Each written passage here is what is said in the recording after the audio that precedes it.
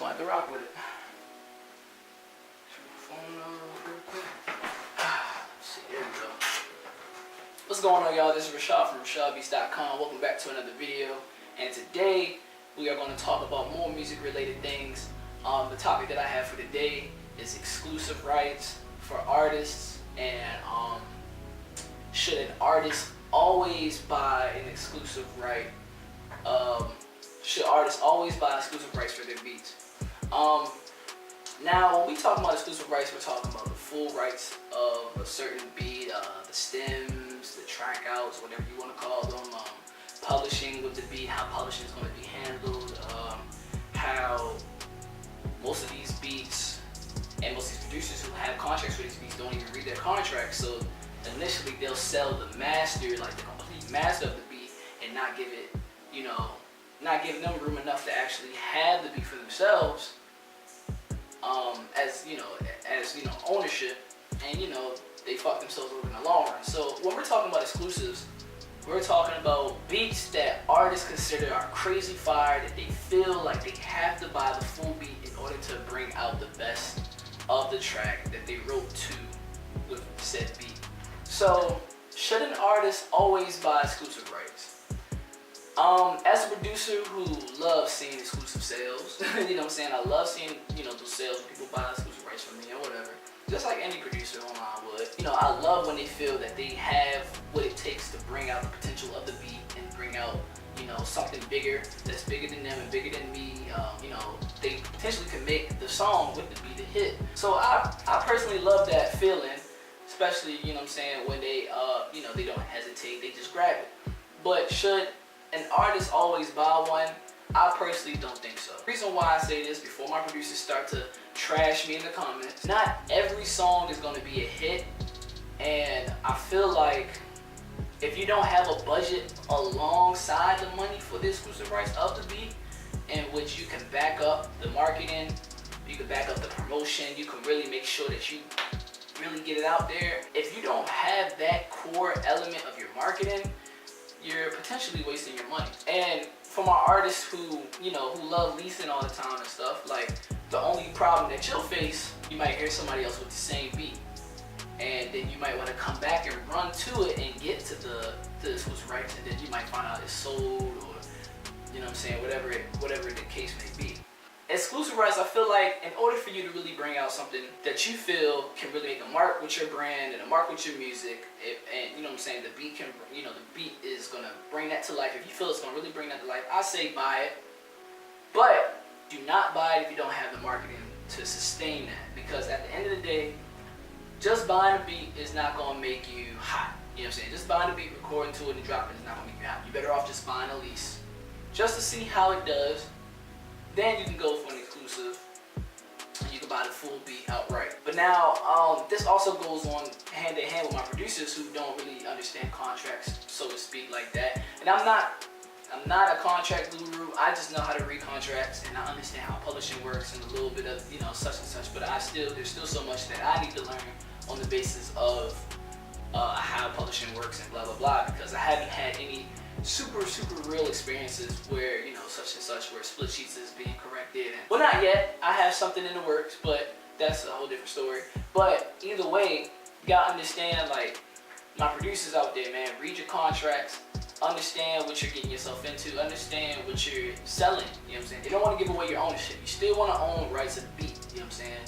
50-50 publishing. You still own the beat, but you can't sell it, you can't resell it, and blah blah blah. And my contracts are exclusives. If you buy an exclusive from me and you don't flip that exclusive, like if you don't do a track, if you do not record or make a song to it within maybe a year or two, maybe I think in my contract it's just 1 year. It takes 1 year.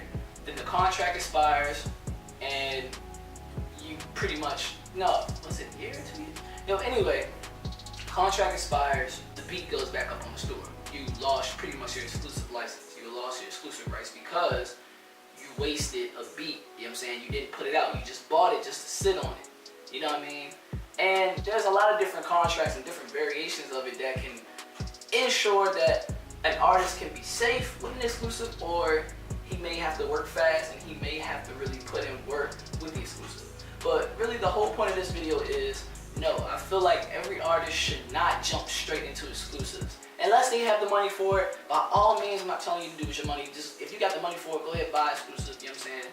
But make sure you have the marketing and the budgeting and the promotion to back it up. If you don't have the marketing or the promotion to back it up, you're gonna be asked out looking crazy, wondering why. You dropped the song, you spent $500 for the beat, you paid maybe $30 an hour to the engineer that you was recording with at the studio.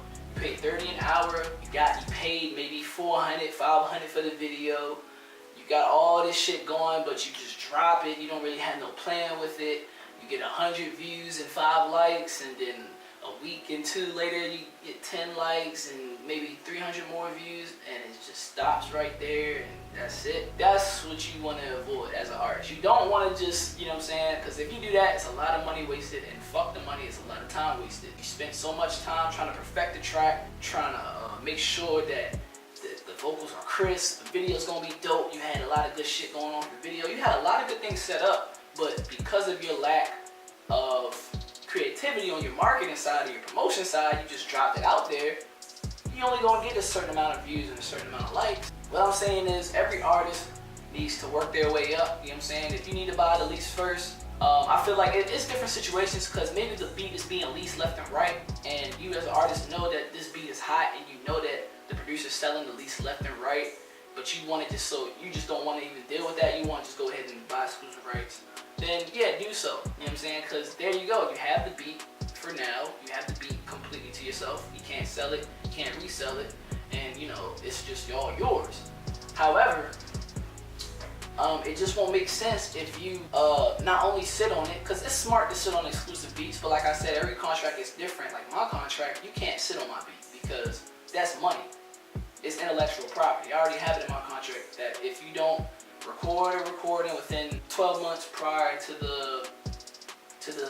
this master, this beat, then your license will be revoked, your exclusive license will be revoked, your exclusive rights will be revoked, and I'll get my beat back and pretty much wasted your money. And that's just business, because that's money that you're sitting on that you're not dropping, you just wasted. I had a lot of artists who bought exclusives from me but didn't do nothing with them. And it didn't make me mad per se, because I got paid up front, but for the artist, it's a bigger loss on his end, because I got paid up front and whatever for my beat, but he didn't do anything, so to speak, with it. But like I said, some of these artists go out here and they buy all of these exclusives just to sit on them. So regards to that, to my artists out there, man, make sure you have a marketing and promotion team behind you before you jump right into exclusives and before you go ahead and start throwing shit out there. Because if you just buying all of this shit, you're getting everything ready, which is great. I want you to get your video, I want you to get your exclusive rights so you can have the beat to yourself. I want you to get the engineer that's nice, that can get your vocals crisp, and you potentially got it hit. But you have to hit every outlet up that's going to bring it to a head in which you know it's going to do this certain amount of views. You know that it's going to reach a certain amount of people. You want this shit to do numbers. You know what I'm saying? It doesn't always work out like that. Trust me, even if you do plan it like that, it doesn't always work out like that. That's just how music is. However, you'll understand a better marketing strategy if you take your time to figure out one now. So in regards to that, man, all I'm saying is for my artists, if you're looking to buy beats, if you're looking to buy exclusive rights, at least take your time, don't rush it, you know what I mean? But if you want to own the beat, feel free to do so. Just make sure you have everything set up in which you can bring the beat and you bring the song that you bought into something that can work for you all around, so you just won't be spending money left and right. I'm trying to look out for you guys' pockets, because I know how it feels to spend money on shit that doesn't work, and you just be like, damn, you know what I'm saying? I wasted time and I wasted money, but the worst thing I did was waste time. That's pretty much it, man. Just want to shoot this quick video. If y'all have any questions, feel free to hit me up, and if you want to buy some beats from me, hit my website, RaeshadBeats.com. Email me for inquiries. Check out my new beat tape, Sky95 beat tape. One of my best beat tapes, and it just recently hit 1,000 streams on that, not that bad, on Spinrilla, and I appreciate everybody that's fucking with it. I appreciate everybody checking it out. Leave a comment if you're an artist who finds this video helpful or